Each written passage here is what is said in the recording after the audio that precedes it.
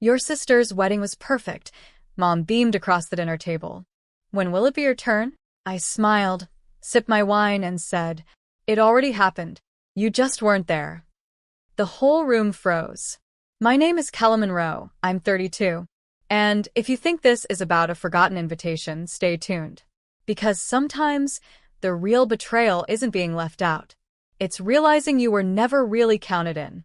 The room was aglow of champagne glasses and well-dressed guilt. Dad cleared his throat. My sister blinked rapidly, like she'd walked into the wrong conversation. You're joking, right? She asked. I set my glass down. No. Mom blinked like she'd been slapped. When? She whispered. 6 months ago, I said. A courthouse. Just us. No drama. Her face fell, lips parting with the kind of shock only expectation can summon. You didn't tell us. No, I said. Because you were too busy planning her perfect day. You didn't even ask if I was seeing anyone. They hadn't. Not once. When I got engaged, I kept it private, not out of shame but protection. Protection from the comparisons. The judgment.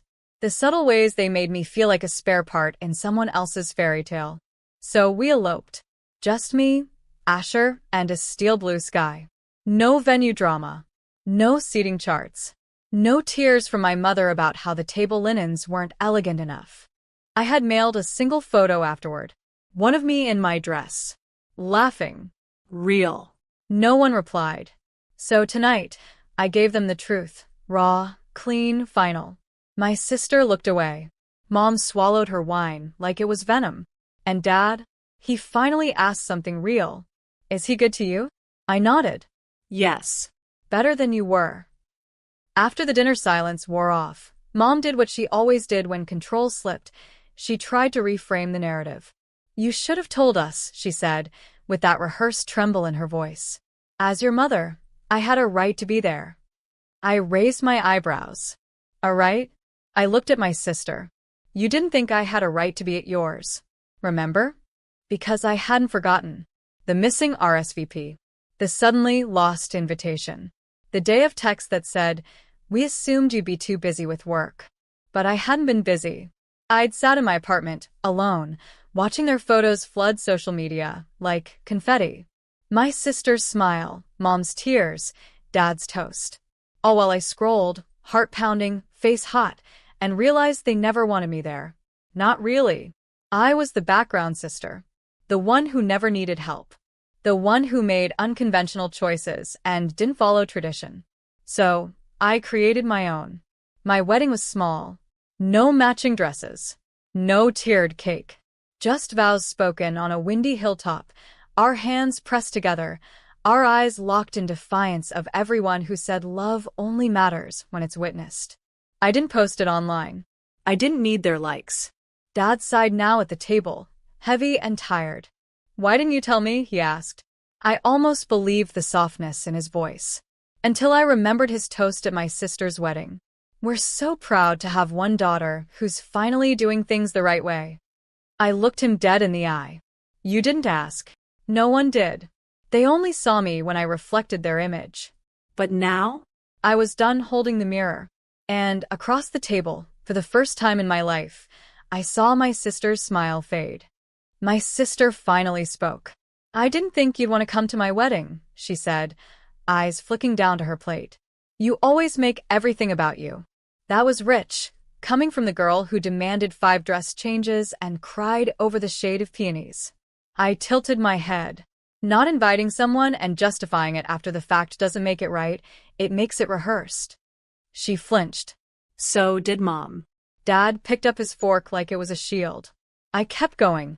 Not to wound, but to witness. I was never going to be the sister who looked good in bridesmaid photos. Or the one who made your love story look bigger by standing quietly beside you.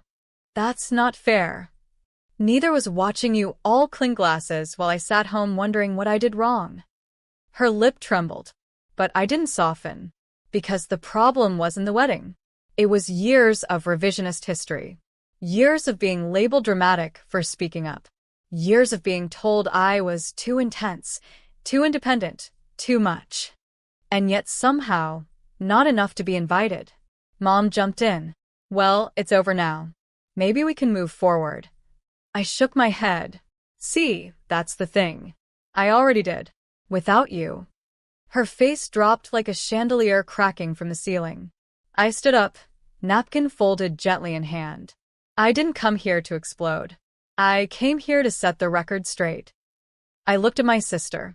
You got the wedding you wanted. I looked at my parents. You got the daughter you celebrated. Then I smiled genuinely. And I got the peace none of you ever offered. And with that, I walked out, leaving behind the only seat I'd ever truly been assigned at that table, the empty one. You said. 3 days passed before anyone said a word. Not a call. Not a text. Just silence, cold and tactical. And then on a Wednesday night, Mom emailed. You blindsided us. Your sister is heartbroken. There was no need for that scene. No need? I stared at the screen like it might blink and correct itself. That scene was me finally speaking. One truth. At one table. After decades of swallowing everything else. I didn't reply. But they weren't done. My sister posted a throwback on social media, a photo of her wedding day. Captioned, some people watch. Some people vanish. Real love shows up. The comments were predictable. Friends validating. Distant cousins chiming in. A parade of digital loyalty. I didn't flinch, because they could spin the story all they wanted. I had already lived it. Meanwhile, Asher, my husband, was folding laundry when I told him. He didn't ask for details. Just walked over, kissed my forehead, and said, Do they even know your favorite flower? They didn't. He did. Calla lilies. He planted them outside our rental 2 months before we got married. Said, now your name lives in the garden. My family never asked why we eloped. Never noticed how light I became once I stopped performing daughterhood like it was an unpaid role. I went on with my life.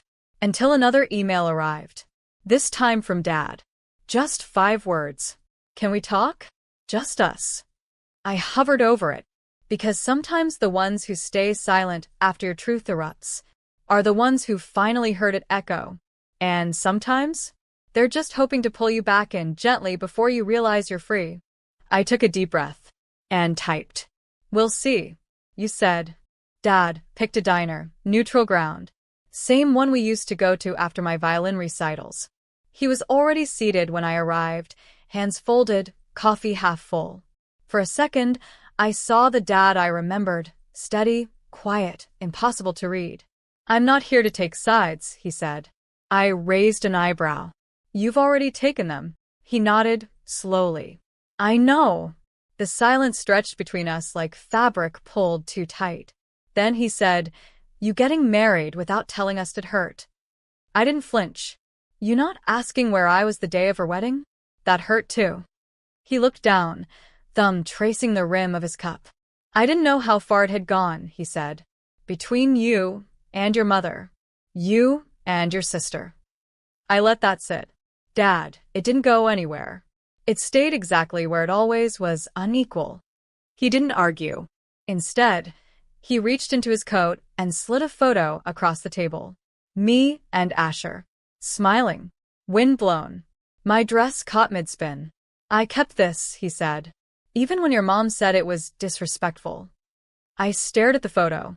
My hands had been shaking when I sent it. One last attempt. One last olive branch. I didn't know how to reach you, he added. Not without her listening. I leaned back. Then maybe don't reach for me until you're willing to stop whispering around her. His eyes softened. I miss you. I folded the photo and tucked it into my purse. I'm not lost, Dad. I just stopped walking in your direction. He nodded again. No defense. No pleading. And maybe, finally, he understood. I hadn't left the family. I'd just stopped waiting for them to meet me halfway. 2 days after the diner, Mom showed up at my door. Unannounced. Uninvited. She didn't even knock. She waited in her car like a lawyer prepping closing arguments, sunglasses on, jaw set like granite. I opened the door slowly. She stepped out, arms crossed, lips pursed. I suppose your father told you I was the villain now. I didn't answer. Because villains don't always wear black. Sometimes they wear pearls and speak in sighs instead of slurs. I raised you better than this, she said. Did you? I replied, calm.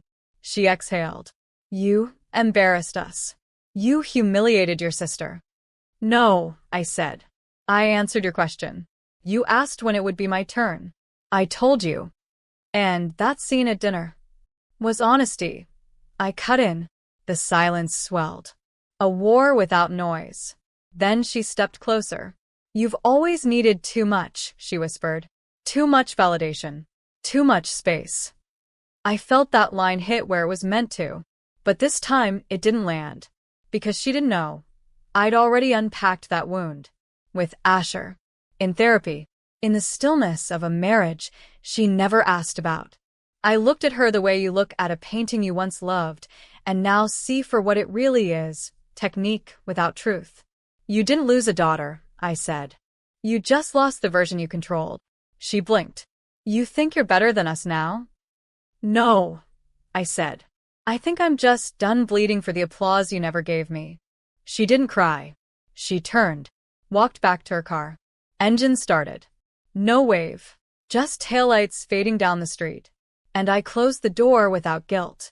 Because not every ending needs a slam. Some need silence and a lock. A week later, the wedding album arrived. Not mine, my sister's. A thick, cream-colored envelope with gold embossing and the Monroe family crest etched in the corner. No note, just the album. Sent to me like a peace offering.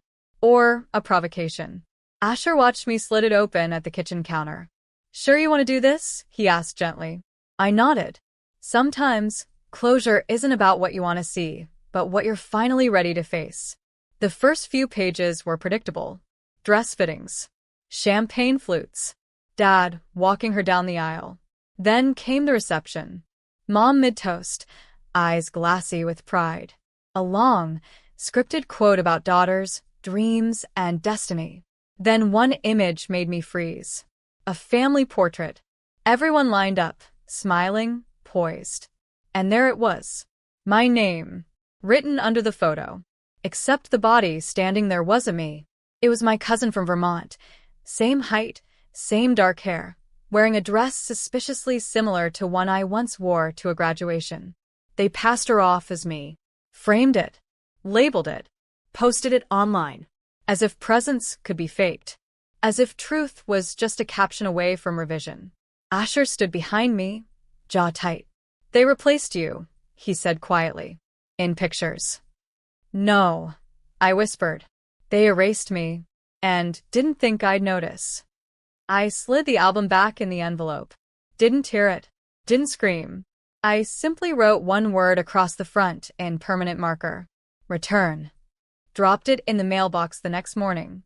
No note inside. No explanation. Because when someone deletes you from the frame of their perfect story, you stop being the background and start being the author of your own. You said. They never responded. Not to the returned album. Not to the message written across the envelope. Not to the unspoken truth inside it. And that silence? It didn't ache. It clarified. I stopped waiting for the apology that would never come. The revision that would never be printed. Instead, I started building something of my own. Asher and I found a little venue by the lake. Nothing fancy, just a wide porch, twinkle lights, and space for 30 chairs. We called it a celebration of honesty. Not a second wedding. Not a do-over. Just a gathering of the people who actually showed up. Old friends. Colleagues. 2 neighbors who brought homemade pie. No seating chart. No expectations. No relatives needing emotional babysitting.